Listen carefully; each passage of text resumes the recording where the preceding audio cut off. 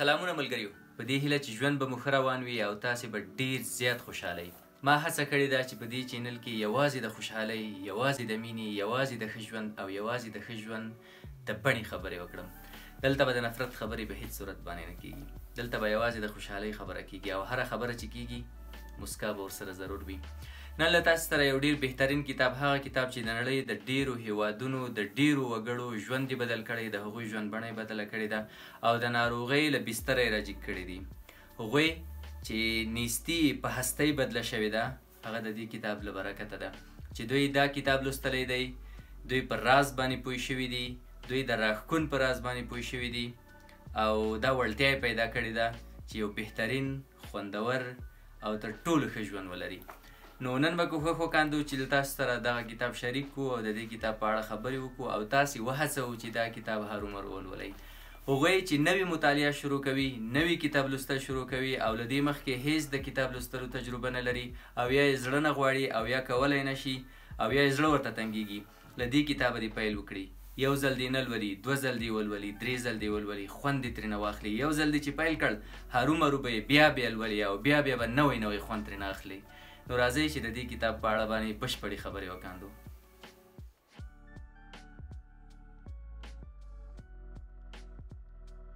راز د رانډا بایرن کتاب دی چې ډاکټر محمد عیسی ستانکزي پښتو ته راژباړلی او دانش خپرندوی ټولنې خپور کړی دی.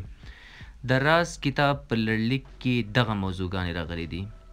راز څه شی دی؟ هر شی خپل ورته شی جذبوي. د بدو موضوعګانو پر ځای ښې موضوعګانې جذب کړه. ستا د ذهن قدرت. راز اسانه دی. مینه تر ټولو لوړ احساس. له رازه د استفادې څرنګوالی، د خلقت یا پنځولو بهیر.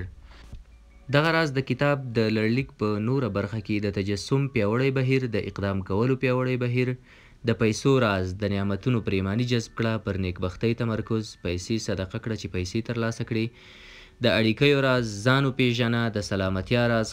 خندا تر ټولو غوره درمل ده. په ذهن کې ښو او غوره افکارو ته وده ورکړه. هیڅ شی لا علاج نه دی. د نړۍ راز، دغه پنځون له نعمتونو ډک دی. ستا خپل راز د ذهن یوازنۍ نړۍ. ته په تیر وخت پورې اړوند نه یې. په خپلو افکارو پوه او خبر اوسه. د ژوند راز خپل جلال او پرتم ومنه او په پای کې هم د نورو څپرکو په څیر د راز لنډیز بیا دلته راغلی دی. راز کتاب مو کول اوس په ژوند کې به مو ژور بدلون راولي. په تاسې کې له شته پټ ځواکه به مو خبر کړي. د ژوند له رازه به مو خبر کړي. دا کتاب مو پوهوي چې په خپل ځان کې له شته پټ ځواکه څه ډول ګټه واخلئ، څه ډول مثبت مقناطیسي زیګنالونه بهر ته ولېږئ او څه ډول د بري لوړو پوړیو ته ورسیږئ. کله چې تاسې مثبت فکر کوئ، بیرون ته مقناطیسي زیګنالونه لیږئ. هغوی ستاسې لور ته مثبت شیان راکاږي. د منفي افکارو په پایله کې تاسې منفي زیګنالونه بهر ته استوئ او هغوی ستاسې منفي فکرونه لا پیاوړي کوي او منفي شیان ستاسې لور ته جذبوي. د دې کتاب په لوستلو به تاسې پوه شئ چې څه وړ خپلو هیلو او آرزوګانو ته ورسیږئ، څه ډول مو روغتیا او ښه ژوند په برخه چې څنګه شتمن کیدی شئ، څنګه د نورو د هرکلي او راښکون وړ کیدی شئ او څه ډول مو له نورو سره اړیکې ښه کولی شئ. کتاب د دې ټولو ښو شیانو د ترلاسه کولو لپاره پر بري باندې په باور ټینګار کوي. هغوی چې غواړي ښه ژوند ولري، د بري لپاره زښته ډیره هڅه کوي، د ځان لپاره هدف ټاکي او هغه ته د رسیدن اورنۍ لیوالتیا لري. د راز ټیم ته د نړۍ له ګوټ ګوټه لیکونه راځي. د راز پیژندلو له دوی سره مرسته کړې، له ناروغیو رغولي، شتمن کړي دي، له خوښۍ څخه د خوند اخیستلو احساس یې ورکړی دی.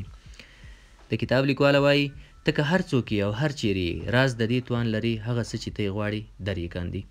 راز د نړۍ په ګوټ ګوټ کې د مرګونو ناروغیو پر بستر پراته ناروغان له ناروغیو رغولي، په خپل پټ ځواک یې خبر کړي او د ژوند د خوښۍ تیارې لارې ور رڼا کړي دي. د دې کتاب له لوستلو او په راز له پوهېدلو وروسته کولی شي هغه څه ته چې ته یې غواړې په ډېره اسانۍ ورسیږي. په خپل ځان کې د هغه ځواک و پرتم په راز پوهېدی شي چې هر وخت ستا په تمه دی. کتاب وایي د نړۍ یوازې 1% خلک د نړۍ 96% پیسې ترلاسه کوي. څه فکر کوي چې دا یو تصادف دی؟ هیڅکله نه. هغوی د پیسو پیدا کولو راز موندلی او دا راز اوس دا دی تاسې ته هم در پېژندل کیږي. کتاب کیدی شي په پیل کې لوستونکي ته په زړه پورې نه وي، خو تر پایه لوستل مو اړ کوي چې وپلای بیا هم ولولئ او د راز ښه راوموندی شئ. نو ملګریو، دا وه د نن ورځې د کتاب په اړه ویډیو. په راتلونکي کې به هم تاسو ته داسې بهترینې ویډیوګانې سازوم او د هغو کتابونو په اړه باندې به تاسو ته معلومات درکوم کوم چې ستاسې د ژوند بڼه بدلولی شي.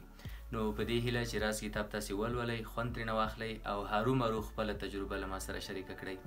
دویم دا کوم کتابونه چې تاسې په خپله لوستلي دي، تاسو ته خوند درکړی، ستاسې ژوند بڼه یې بدله کړې ده او یا ګټور کتابونه دي، خپل نظر هم راته ولیکئ، کمنټ هم راته پرېږدئ، دا ویډیو هم درسره شیر کړئ، لایک یې کړئ او نور مینوال هم وهڅوئ چې دا ویډیوګانې وګوري او زموږ چینل درسره سبسکرایب کړي.